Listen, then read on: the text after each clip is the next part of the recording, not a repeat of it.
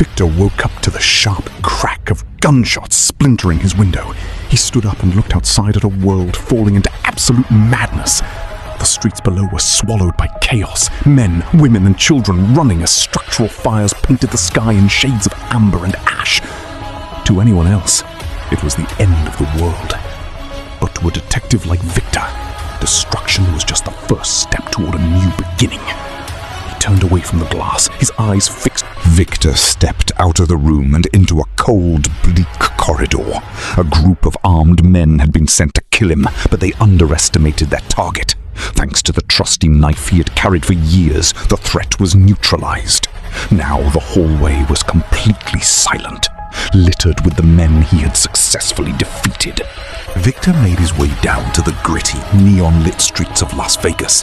The air was thick with smoke, and dangerous figures lingered under the flashing lights of pawn shops and casinos. Spotting a yellow taxi, Victor stepped up and handed a stack of cash to the driver through the window. He thought he was finally on his way to get the next clue.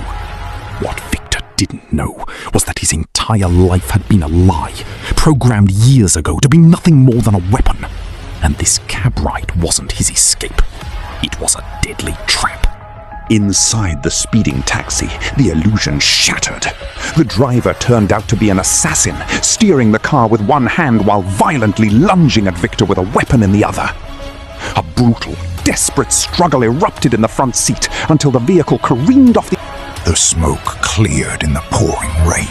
Victor stumbled out of the wrecked passenger door, his breath heavy and his hand stained with... Victor looked down at his hand, clutching a freshly recovered piece of paper.